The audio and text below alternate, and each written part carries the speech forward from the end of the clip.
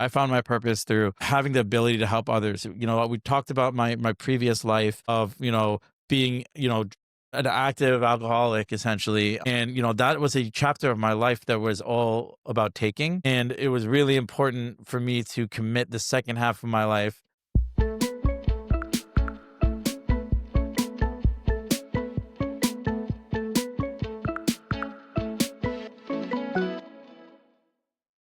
Hi, everyone. Welcome back to another episode of From the Ground Up with Esther. We are in 2026, and I am continuing to share with you stories of growth. And I am very excited because I am interviewing someone I met right at the beginning of my journey in the podcast. And I met him at a live podcast recording, and it's just been amazing to see his journey and everything that he does. I am here with my friend Adam Vora. Is that how you pronounce your name? Yeah. Sometimes I get last names wrong, but he is an entrepreneur. He's also a podcast host, and he's also an event planner, right? Event management. Yeah. Event management, and he does a lot of things. So can you please introduce yourself and welcome to the podcast? Yeah, well, first off, I'm super grateful to be here. Thank you, Esther, for inviting me onto your platform. I see what you're doing and see what you've started to build, and just the steps you've been taking is shows, and just super grateful to be here. Me, I have my own event management company called ARV Enterprises, where I help brands or private events or corporate events, and I kind of build out their vision for what they want. I like to lean into connection. That's probably me as a whole, which really summarizes everything I do. Obviously, with the events, in addition to that, with the podcast, the Finding Purpose podcast. And then I also am director of City Lifestyle magazines locally here in Connecticut, Greenwich Lifestyle, Darien and Canaan Lifestyle, and Upper Westchester Lifestyle. And, from what I understand, by the time this airs, I'll be immersed in my role with Space 67 Studios in Lot 48 in Norwalk with our mutual friend Wilson. And I also have a small coaching business. And really, it's something that I have taken because there was a lot of things along my journey that I could have used when it comes to a guidance component. And now I have the ability to work with a small number of folks and help them to, transform their life, their mindset, and the way they approach obstacles, and also letting go of the past. So that's me in a nutshell. It's great to hear everything that you do, and it's very inspiring. And this year, because I have been interviewing a lot of entrepreneurs, I've learned and I'm learning myself being now in this, I guess, journey, entrepreneurship.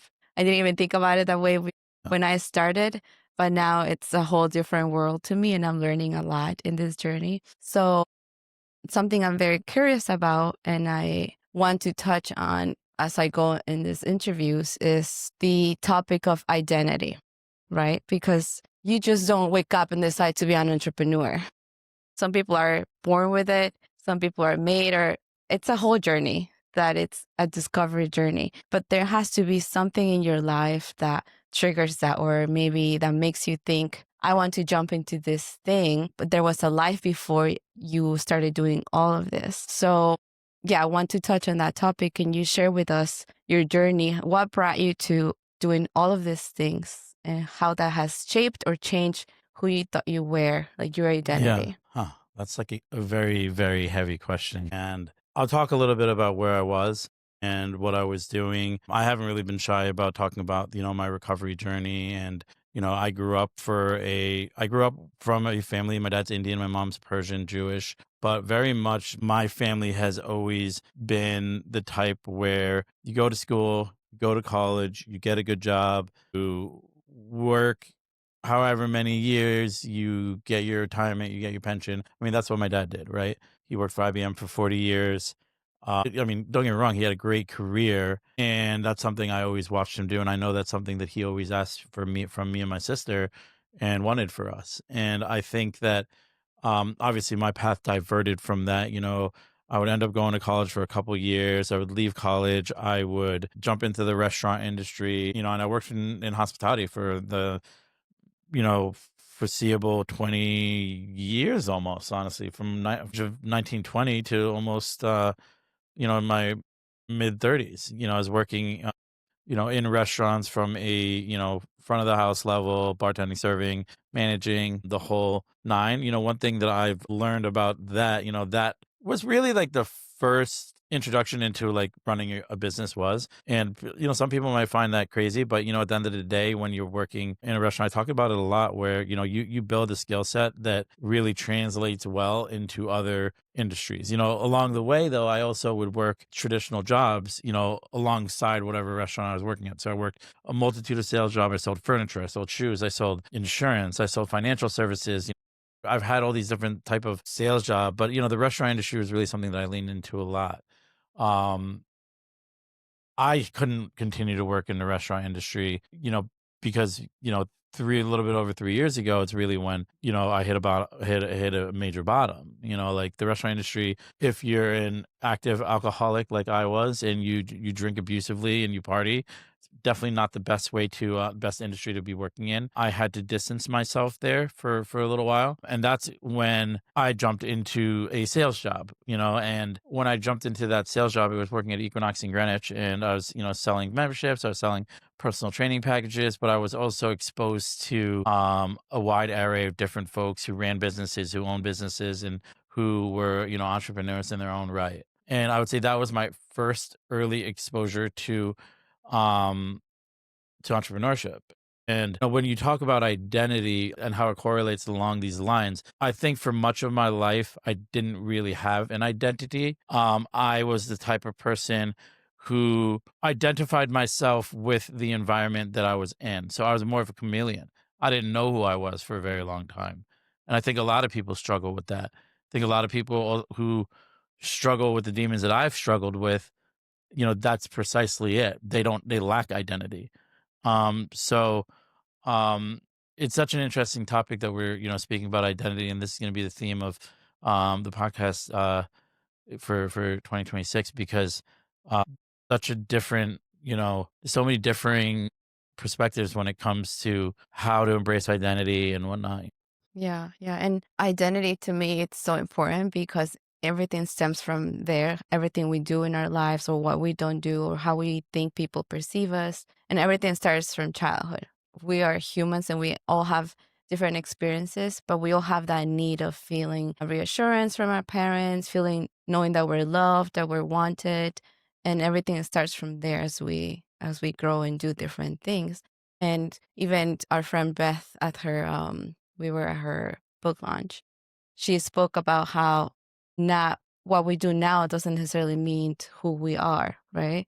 Yeah. She kind of touched on those lines, and I thought it was very interesting because when we're looking to be of purpose, of serving other people, it can be easy to feel that that could be our identity and then kind of lose our value without realizing it. Yeah. So that's why I want to talk about this because you do so many things. Yeah. Yeah. Well, I think, obviously I have conversations about purpose on my Yeah. podcast, and I think purpose and identity go very much hand in hand. But I think the one thing that they have in common is it's okay for it to transform and grow. The person who I identified as in elementary school, and the purpose that I had there as an school student is not obviously what I have now. And, there are different seasons in life where your identity evolves and grows and becomes more refined and potentially completely shifts. I think the same thing, for purpose. Purpose can really evolve as you evolve, but it really starts with the relationship that you have with yourself. And what you choose to identify yourself as, what values you lead with, what um you prioritize, that really your perspective, your approach, all of these things are what matter most. And when you work on those things, your identity and your purpose becomes clearer and clearer. Yeah, that's true. Yeah. It changes. It changes. And I think that's beautiful because we all grow, right? There are Yeah. things we learned when we were younger that weren't good things. And now as you grow, you're like, oh, actually, my experience, actually, that was good for that moment. But now I'm in a different journey and this is also part of me now. So, Yeah. Well, I'll give you an example. Like I've worked like a bunch of jobs, and I remember I was working for this furniture store, and I really loved it. And at the time it was like my first management position. I was like, this is awesome. This is going to be, what I'm going to do forever. And I think, oftentimes people link their identity to their profession. They link their purpose to their profession. And when you do that, you're kind of boxed in. And what I mean by that is eventually we grow out of these, quote unquote, temporary roles. I mean, whatever. You could work for a company for 40 years. At the end of the day, it is temporary because that the day will come when it ends. And then what are you left with? And I think, obviously I was all gung ho about this role. I was maybe in my early 20s. I was in a management position, but it wasn't who I was. It was a job. And, now, my approach to what I do, it's really more about making sure that me as a human with leads with the best way in whatever I'm doing.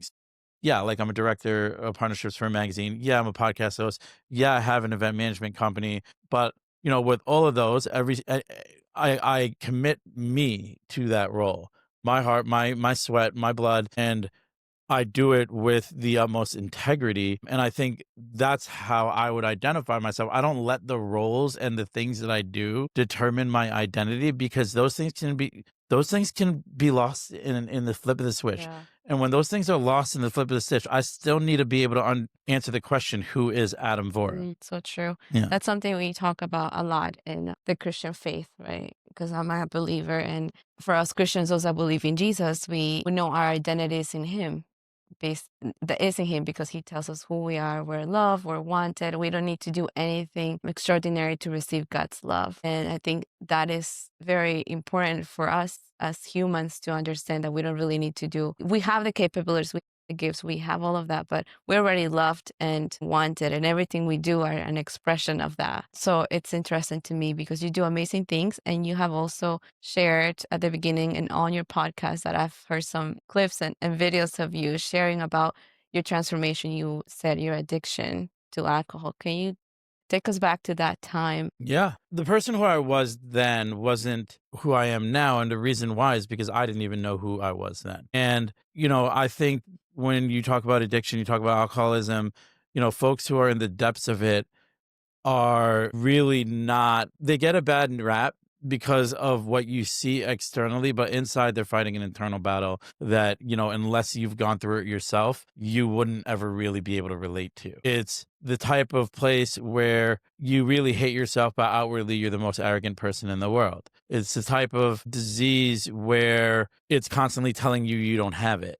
It's the type of disease that drives you to hurt people who love you. And it's not intentional, but it's also the type of disease where you deflect accountability, and there is no outlet other than, and you mentioned God, really is inviting God into your life. And, that's something that is a strong component of my recovery where, I reached a point where I began to understand that my best thinking got me to where I am now. In my case, it was a very dark place where I was alone and I lost the trust of my family. I've, lost a job. I crashed a car, I'm facing legal trouble. It was a really, really dark trifecta of bad things that occurred.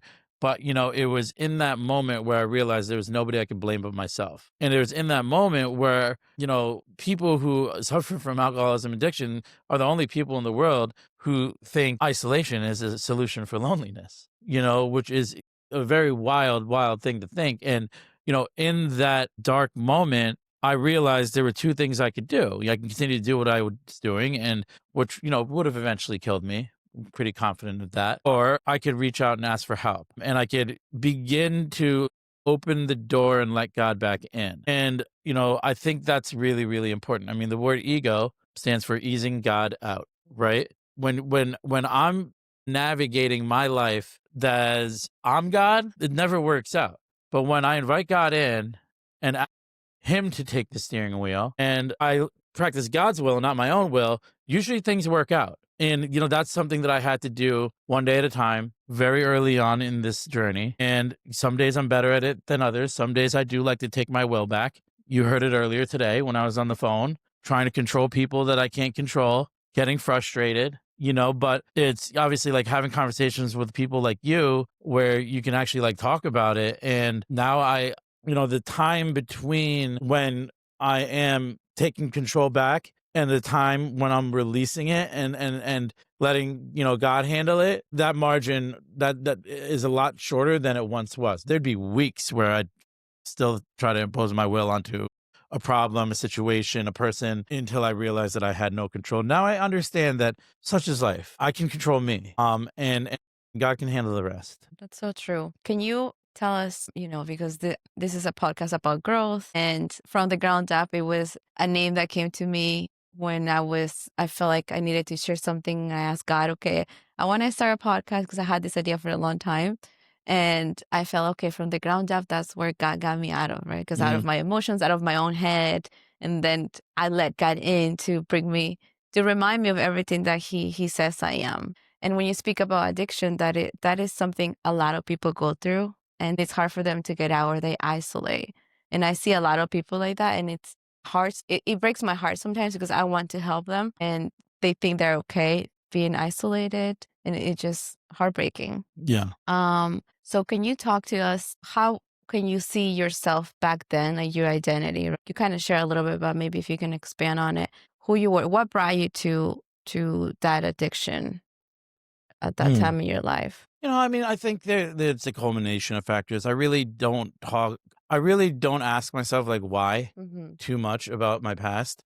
Um, I understand that, a lot of it was internal. A lot of it was anger, fear, resentment. There were, things that happened within my family. Me and my sister finding out we were adopted when we're 12. That was I think a major turning point for me, particularly because I didn't know what to do and how to deal with emotions. But what it really was the desire to not have to face life on life term. And the realization that, hey, listen, if I put this into my body, this I could feel different. I feel validated. I feel like I fit in. I feel like it's a solution. And there's solutions work, but eventually the solution becomes the problem.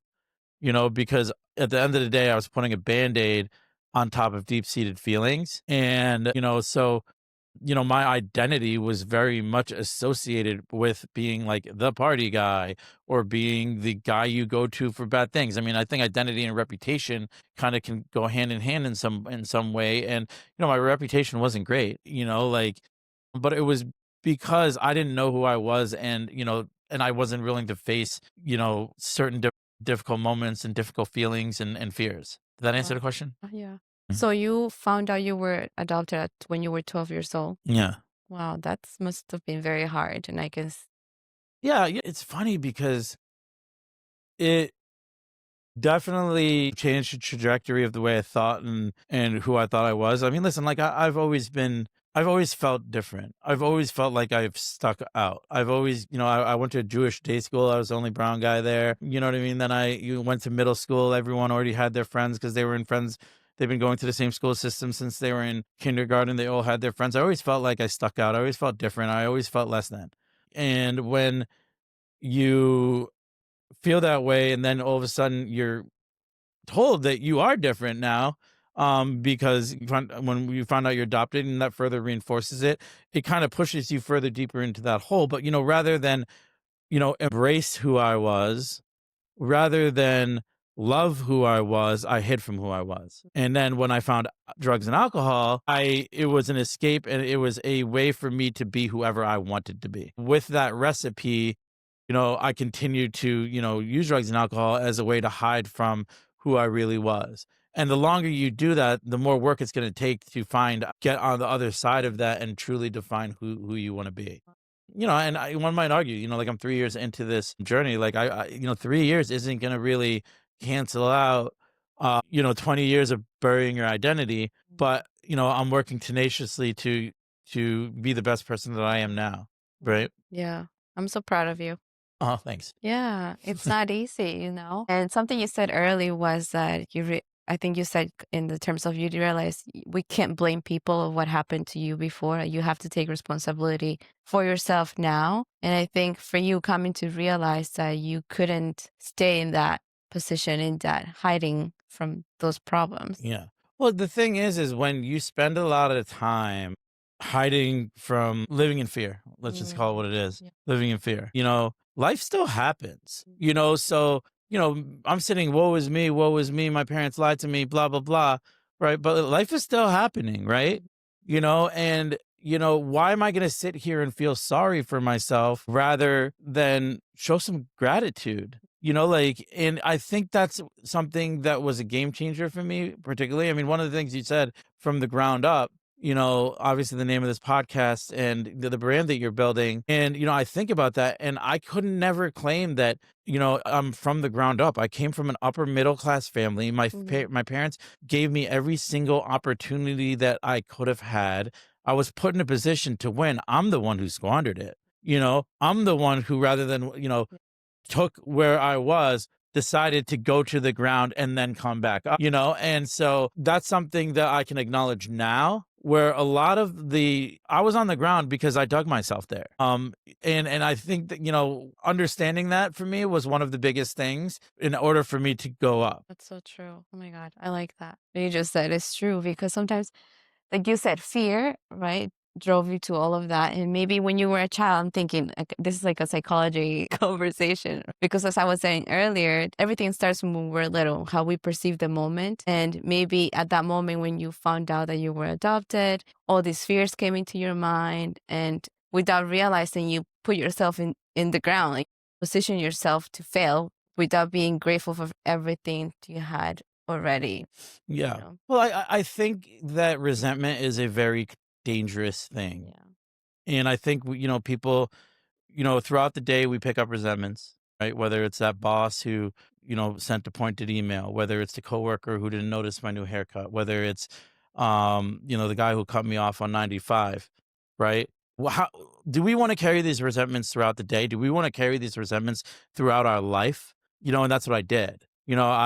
I had a major resentment with my parents, obviously, and I decided to punish them for it. But in the process of punishing them, I punished myself. Yeah. And I think more often than not, that's what people do because, they carry these resentments and the only person who's really hurting is you. 9 out of 10 times, the person who hurt you doesn't even really know. Like Sheila doesn't know that she insulted you by not noticing that you got a new haircut, and you're sitting there upset with Sheila when you could really just be like, hey, what do you think about my hair? But you would expect her to notice it. And oftentimes we sit in these spaces where we have these expectations for people. And, for me, one of the things that's really important is to understand that I can only control myself and to really temper my expectations of others. And as jaded as that sounds, it's not so much because I have no faith in humanity and blah, blah, blah. But why would I have an expectation? When I set an expectation for someone or something, then I'm setting myself up for disappointment. I'm setting myself up to have a resentment that I could carry into my home. And I can go home and I can, take it out on someone I love. Or, we do that all the time. People do that all the time. I think it's really important and this is something I do on a daily basis, is through journaling, is how did my day go? What are the resentments I'm carrying today? And what can I either do right now before I go to bed or first thing tomorrow morning to release that resentment and free myself of that burden? Yeah. Yeah. That's so true. He's so smart because you made the right choice. You chose to leave resentment behind Yeah. and you're building yourself up. You didn't need to, but it was a journey that I guess needed to happen so you realize how valuable, how blessed you were to be brought into this family that gave you, I'm sure, everything they could for your best, Yeah. right? And I'm glad that you were able to realize that, this last years and do amazing things. Yeah. I mean, at the end of the day, it's funny because, like talking about identity, there are days even now where it's like I ask myself, like, who am I? And like for me, it's like I'm Adam Vohra.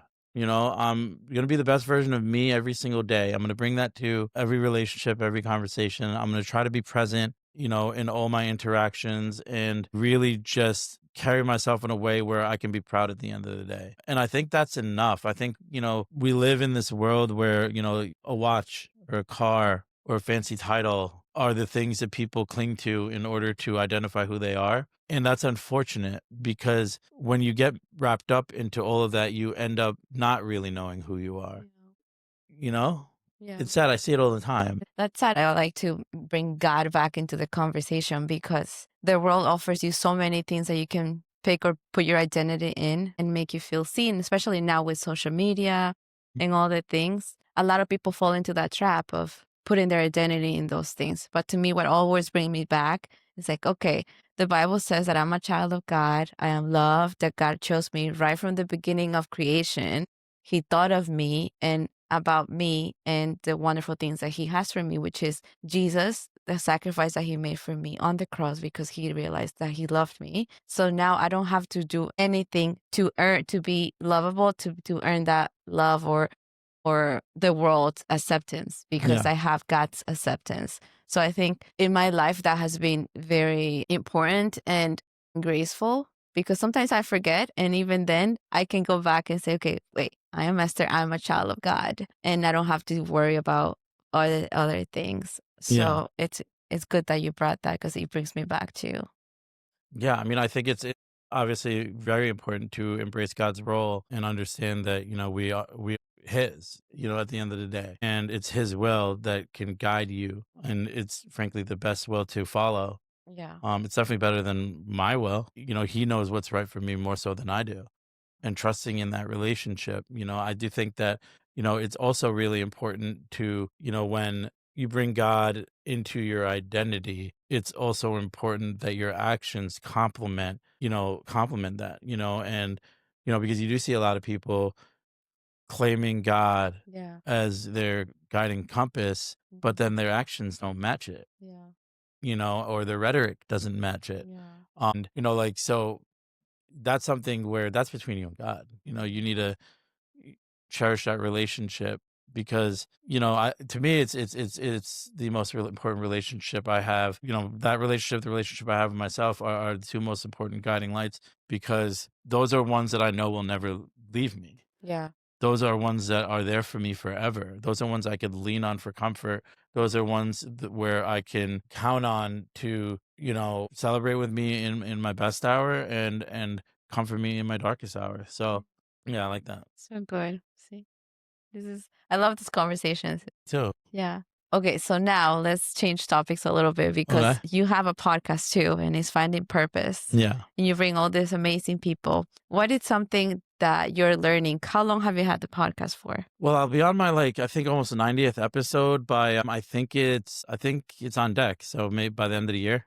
Okay. So I'll hit 2 years in I think Aprilish. Yeah.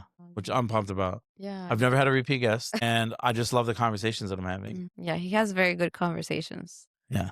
So after this, first you go to my channel and Spotify and follow from the Follow, ground like, and up. subscribe from the ground up Up with podcast Esther. first. Yes, and then go and subscribe and like Adam's podcast, Finding Purpose. Right? Yeah. Can you tell me what is something that you have learned or that you didn't know before you started the podcast and that you have learned throughout the journey? I think the thing that I love about the podcast, and let me talk a little bit about why I launched a podcast first. I launched a podcast because shout out to our boy Brandon Godoris. I did his speaker school and I started talking about my own story. And I did a really vulnerable keynote at his Chicago speaker school a couple years ago. And it was something I was really nervous about, talking about things that I didn't otherwise think that I would ever talk about publicly. And I got a really, really good, I got a really good reception. And people came up to me and they told me how moved they were by what I shared. But what struck me the most is how they could relate to it. And the more after that, I began sharing about my story and talking about it publicly, the more I was able to detach the shame and the negative emotion and the fear and all of that baggage to my story and understanding that my story can empower others to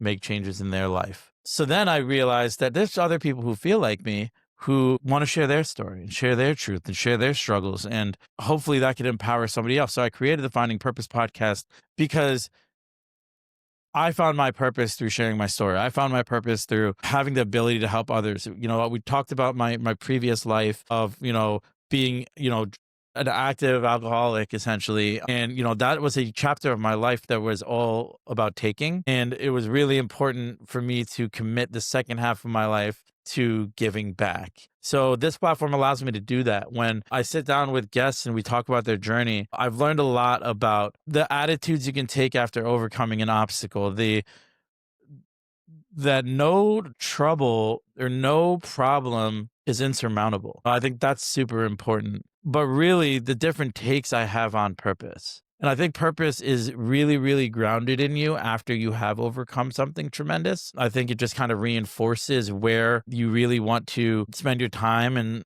spend your energy. And oftentimes, when I'm talking to guests and I ask them that question, what does purpose mean to you? I usually end with that question, what does purpose mean to you? And what advice would you give to somebody on that journey of finding purpose? Those are the two questions I ask at the end. And oftentimes, purpose is always tied to giving back and leaving an impact on somebody else. And oftentimes, the advice is being still, making sure that you have a good relationship with yourself, leaning into faith, leaning into the desire, leading into the fact that you're responsible for holding yourself accountable. So that's really why, like, I take so much joy in the conversations that I have on the Finding Purpose podcast, because these folks are really being vulnerable, and we're hopefully reaching people who are in that space where it may be dark, they may be having a lot of pain, they may be overcome with fear, and they hear somebody share about something that they went through, and it empowers them to make the change in their life. Yeah, that sounds good. And you also, along with the podcast, you do events as well. Yeah. And I love events. So when I found out you do, I was like, oh, Anna, I gotta talk to Anna. Yeah. Well, yeah, I mean, I love doing events. The cool thing about the events is that I like building rooms where people remember what they feel, and I think that's the thing. When people leave your event, you want them to remember how they feel. They're not going to remember the color of the flowers. They're not going to remember, the run of show so much. They might remember a couple things you said, but they're going to remember how they feel. For me, it's really about making sure that, particularly if it's more of a corporate brand alignment, making sure the brands align where everyone has the opportunity to generate business and that the partners all align well. That's really important, and it's a lot of work. That's also another thing. It's a lot of work. One of the things I think a lot of people make a mistake about is not realizing how much work it is. But at the end of the day, I love bringing people together. Connection is opposite of addiction. It's something that I find to be true. So for me, connecting others and providing spaces for people to really just meet new faces is so much opportunity for people to meet digitally and think they know people. But nothing really beats face-to-face interaction. Yeah, I know. I love events. And it's true because whenever I host an event, I liked people to feel welcome and warm, like, have a connection. Yeah. So yeah, I like that you have that mind too. Yeah. And bringing the podcast together. So what, I'm going to ask you the question you asked your guests. What is purpose to you? Right? Is Yeah. that the question? Purpose for me means being intentional in everything that you do. Knowing your why and staying really connected to your why is super important. And also purpose needs to yield a positive impact on others, because if it doesn't, then it's self-serving. And if your purpose is to serve yourself, to each their own, but true purpose really yields growth and gifts for others. No, I think it's important to do that because something, I don't know if you met Eddie Wessel, he's from Worship and Network. Yes, I've met him a couple times in passing. Yeah. And he said, as we serve people, we serve God, right? My voice just went away. It's fine. No more. No, it's okay. I don't know what happened. Yeah, as we serve people, we serve God. And that is so true because sometimes, like you said, we were talking earlier, sometimes there is so much fakeness out there in the world, right? And people that want to make it seem that they're serving others, but for their own gain, for their own selfishness. And in reality, just not serving anybody. Yeah. Not even themselves. Well, I think it's really important now. You're right. Like, we have all these social media channels. We have all these different ways to see people in certain lights. And I think there's a lot of fakeness out there. But, the one thing I always say is, rich people don't talk about how rich they are. Smart people don't talk about how smart they are. Authentic people don't talk about how authentic they are. They just live authentically. They are authentic in the way they move. They're authentic in the way they communicate. They're authentic in the way that they lead their life as a whole. You don't need to talk about how authentic you are if you truly are. And, for me, that's something that I notice. I notice when people sometimes I think people are trying to convince themselves more than they are trying to convince their audience. And, it is what it is. I can acknowledge that because I was once there. I can acknowledge the fact that that's rooted in pain, that's rooted in insecurity, Yeah. and that's rooted in fear. And it's probably also rooted in not having a good relationship with God and understanding that it's Him captaining this journey and Yeah, not you. so true. One other question I have is because you had a whole transformation in your life. What are some of the steps that you can give to some of those people that probably want to start change in their lives in this new year? And what helps you? What helped you to set goals? Yeah. Well, the one thing I'll say to them is you need to look yourself in the mirror and be 100% honest with yourself. That's what it is. You need to be 100% honest with yourself. Yeah. Where am I weak? At the end of the day, a lot of the times we find ourselves in the depths of addiction. And, I'm not even talking about drugs and alcohol as much as is there something else in your life that is controlling you, that has power over you? Yeah. It could be sex. It could be video games. It could be shopping. It could be social media. Is there something that's taking so much of your time, taking so much of your emotional and mental capital that you're prioritizing over what really makes you happy? And that's something only you can answer. Once you are able to look in the mirror, be 100% honest with yourself that A, I have a problem with X, Y, or Z, then the next step is find someone who's gone through the same thing. And once you do that, ask them for help. And if you do those three things, you let them help you. I think we're so often afraid to admit that we're in a place that doesn't make us feel proud of ourselves, that fear of admitting that prevents so many people from crossing that threshold and overcoming it. And it's sad. Like at the end of the day, like we talk about mentorship, a lot of entrepreneurship, part of mentorship is finding someone who has done what you have or has what you want and you want to find out how they did it. It's the same thing with life. You got a problem with, drugs or alcohol. If think that, social media, whatever it is, whatever vice it is that's consuming more of your time, there's other people who've gone through it. And I think that's something really important. Like my problems aren't unique. Your problems aren't unique. Every problem that I ever had, someone else had the same problem and overcame it. I've never met a problem that no one's ever gone through. Right. So none of our problems are unique. Yeah, that's true. And now where do you see the podcast going this year? Yeah. Number one on Apple charts. Let's go.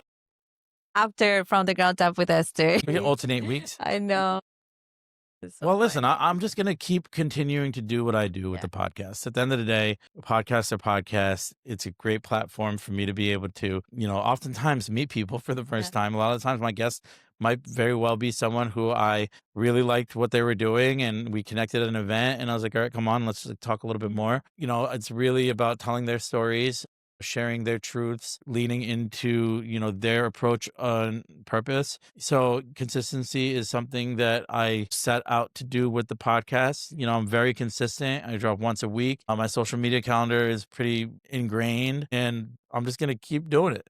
But at the end of the day, I get so much out of it. It's such a gift for me. So, until I'm not being fulfilled by each and every conversation that I have, as of right now, it's like, this is just the beginning. Yeah, no, go listen to his episodes. I've been listening to your episodes Yeah, lately. Yeah, I appreciate listened that. to. I also went back to listen to the one you had with Beth and Brandon, like Yeah. at the beginning. Beth was number one. Brandon was maybe number Yeah, 4 or 7. I don't know which one was it, Yeah. but it was I also listened to. I had Sean here too. You had Sean him. Degnan, yeah, Yeah. great conversation Yeah, we had. he I also listened to his, and then I recently listened to the one with John Lim, Mendes. John, yeah, John Mendes. Yeah.